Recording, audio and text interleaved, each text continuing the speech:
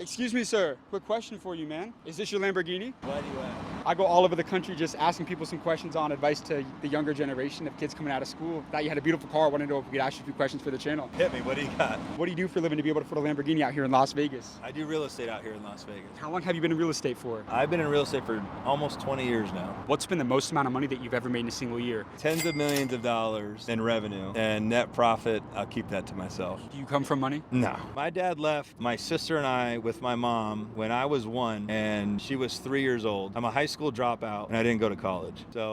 But what I always say, and I think it's important to say this because I think it's important for people to recognize it when it's within their reach. I didn't come from money, but I came from resources. But we all come from resources. It's just, are we conscious of them? So did I have somebody that I could go, hey, can you help me get better? And that person would respond and say yes.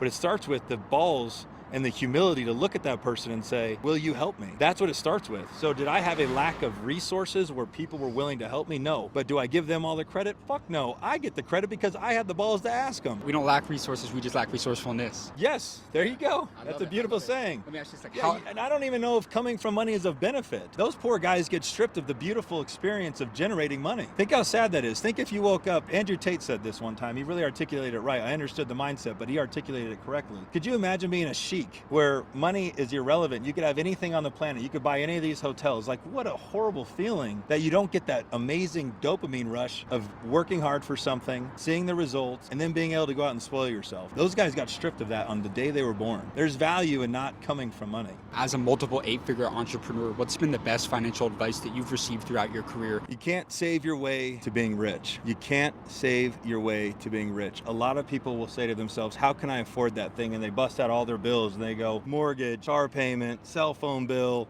entertainment for food, gas, bullshit, and then they see if they can afford it. That's not your problem. You need to make more money. I love that. And how can someone make their money work for them in today's world? I'm a big believer in buying cash flowing assets. I have been able to live a really abundant life with dumb shit and toys like this by buying assets that produce cash flow. And the asset that I like to buy is rental properties. Right. Majority of Americans are living paycheck to paycheck. What keeps people broke in today's world? Politics keeps people broke. Football keeps people broke. All the distraction keeps people broke. Alcohol keeps people broke. Think about that. Every Sunday there's 75,000 fans times however many football games going on at a time. They love it. On Monday they wake up, they could barely make it to work. Those people, all that ambition has been washed away because they've all boozed the day before. Why do you think football's on a Sunday? If they wanted America to go back to work with life and ambition and drive, they'd put football on Saturday because then they'd have Sunday to recover so they could go to work feeling great. So all that distraction, in my opinion, it's all designed to numb out society, numb out ambition, and just keep people being content waking up and going to work from 9 to 5, from 9 to 5. Think about this. When you put some guy in the wilderness with no distractions and no alcohol, no nonsense, and no resources, you come back 6 months later, the fucking guy's built a fort, he's got fucking games, he's got a way to fish, he's got a way to get clean water. That's the true, authentic being of a human. We are creators by default, but with no distraction. What did you have to sacrifice to be able to build all this, man? I sacrificed my health, I sacrificed my friend groups, I sacrificed my family, I sacrificed my